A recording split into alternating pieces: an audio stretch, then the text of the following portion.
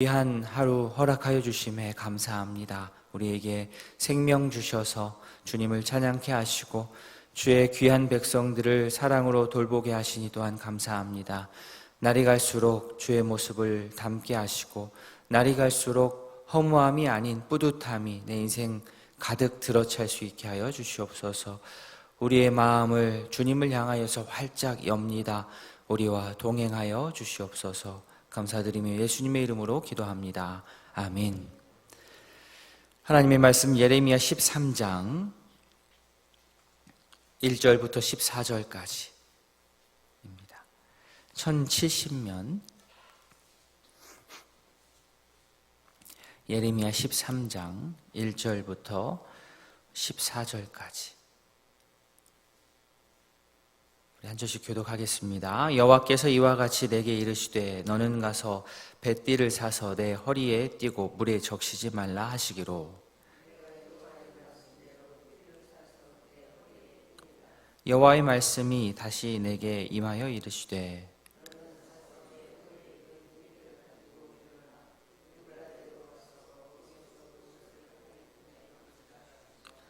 내가 여호와께서 내게 명하신 대로 가서 그것을 유브라데 물가에 감추니라.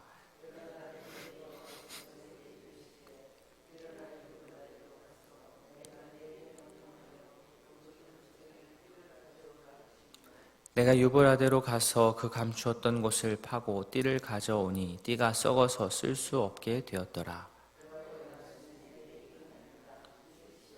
여호와께서 이와 같이 말씀하시니라. 내가 유다의 교만과 예루살렘의 큰 교만을 이같이 썩게 하리라.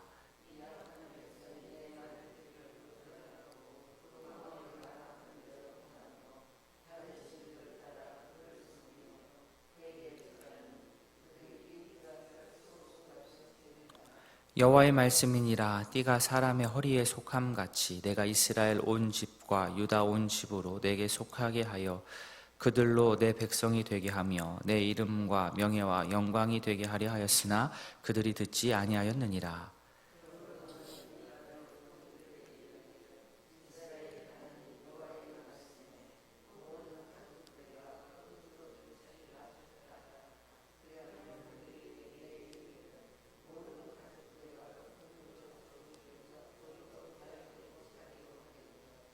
너는 다시 그들에게 이르기를 여호와의 말씀에 보라. 내가 이 땅의 모든 주민과 다윗의 왕위에 앉은 왕들과 제사장들과 선지자들과 예루살렘 모든 주민으로 잔뜩 취하게 하고 또 그들로 피차 충돌하게 상하게 하되 부자 사이에도 그러하게 할 것이라. 내가 그들을 불쌍히 여기지 아니하며 사랑하지 아니하며 아끼지 아니하고 멸하리라 하셨다 하라. 여호와의 말씀이니라. 아멘. 선지자는 하나님의 말씀을 전달하는 자입니다. 그래서 선지자들은 대부분 말을 통해서, 언어를 통해서 하나님의 뜻을 전달합니다. 그러나 항상 언어로만 전달하지는 않습니다. 마치 행위 예술을 하듯이 몸을 통하여서, 행동을 통하여서 하나님의 뜻을 전달하기도 합니다. 백성들이 말로 차분하게 말을 했는데 잘 들으면 좋지요. 그러면 제일 좋습니다. 그런데 말을 했는데 안 듣는 거죠. 설교를 하는데 안 듣는 겁니다. 계속 집중하지 않고 듣지 않으면 선지자는 자신의 온 몸을 사용하여서 하나님의 뜻을 전합니다. 그로 인하여서 사람들의 이목을 집중시키고 또 호기심을 불러일으키고 궁금증을 갖게 하고 그래서 그 궁금증을 풀어주는 그런 방식으로 하나님의 말씀을 전합니다. 이러한 것을 상징 행동이라고 하는데요. 예레미야의 오늘 상징 행동이 나오는데 그것을 통하여서 백성들에게 교훈을 합니다. 사실 이러한 명령을 받아서 그것을 순종하는 것도 쉽지 않습니다. 평범하지 않은 일이기 때문입니다. 상식적으로는 잘 납득하기 어려운 그러한 명령이지만 예레미야가 명령대로 행할 수 있었던 이유는 하나님을 신뢰했기 때문에 하나님께서 지금 나를 놀리려고 장난으로 하는 게 아니고 이 백성들을 깨우치기 위한 하나님의 진지한 명령이라는 것을 알았기 때문에 앞뒤 따지지 않고 가리지 않고 명령에 순종할 수 있게 되었습니다. 즉 하나님의 말씀을 전하는 자의 순종이 먼저 요구가 되는 것이죠. 하나님의 말씀을 전하는 자가 하나님의 말씀을 들어야 다른 사람들을 듣게 할 수 있는 겁니다. 그런 의미에서 더 큰 책임이 있습니다. 예레미야는 하나님으로부터 뱃띠를 사서 허리에 띠고 물에 적시지 말라라는 아주 독특한 명령을 받습니다. 이 뱃띠라고도 하고 또 다른 번역에서는 모시 잠방이, 모시 바지 이렇게 번역하기도 합니다. 속옷으로 생각하면 더 실감나지 않을까 합니다. 1절에서 물에 적시지 말라라고 하셨는데 이 물에 적시지 말라라는 말의 정확한 뜻은 모릅니다만 아마도 빨지 말라, 세탁하지 말라로 생각을 합니다. 예레미야는 하나님의 말씀을 듣고 그대로 순종합니다. 띠를 사서 허리에 두르고 그랬더니 또다시 여호와께서 명령하기를 그 띠를 가져다가 유브라다 강가에 감추라고 하십니다. 자, 허리띠 같은 것, 모시바지 같은 것을 하나 사서 입었는데 세탁하지 않고 입다가 그것을 물론 벗었겠죠, 풀었겠죠. 그래서 유브라데 물가에 이 바위 틈에 이제 놓게 됩니다. 자, 이 행동은 평범한 행동이 아닙니다. 기이한 행동인데 세탁하지 않은 자기 옷을 물가 바위 틈에 이게 꼽아 놓으면, 묻어 놓으면 어떤 일이 일어나겠습니까? 더 많이 더러워지고 오염되고 시간이 또 많이 흐르면 냄새가 나고 썩게 마련입니다.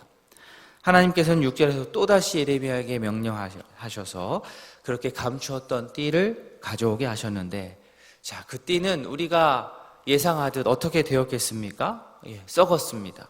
썩어서 쓸 수 없게 되었다고 7절에 나옵니다. 자, 오늘 본문 저희가 읽었던 본문에서 7절까지가 상징 행동이고 이 자체로만 보면 참 어리석은 행동이고 어떤 의미가 없는 비생산적인 행동 같아 보입니다. 그러나 하나님께서 이 행동을 예레미야를 통해서 하게 하신 이유가 있습니다. 이것을 통해서 백성들이 깨닫게 하기 위해서, 뭔가 좀 깨우치기 위해서 예레미야를 이렇게 움직이셨습니다. 자, 그러면 이 썩어서 못 쓰게 된 뱃띠는 무엇을 상징합니까? 자, 9절 하반절을 보시면 내가 유다의 교만과 예루살렘의 큰 교만을 어떻게 해요? 이같이 썩게 하리라. 자, 이 상징 행동과 백성들을 깨우치게 하는 그 말씀이 탁 이어지는 거죠. 이 교만입니다. 교만. 유다의 교만, 예루살렘의 교만. 이 교만이 곧 썩은 뱃띠와 같습니다. 이에 대한 자세한 설명이 10절에 나옵니다. 어떻게 교만하느냐? 이 악한 백성이 하나님의 말씀 듣기를 거절하고 마음이 완악해서 자신 마음대로 행하고 다른 신을 따라, 그죠? 우상 숭배죠. 그에게 절하고 그렇게 되니까 이게 썩은 겁니다. 이 띠가 쓸 수 없게 되었다.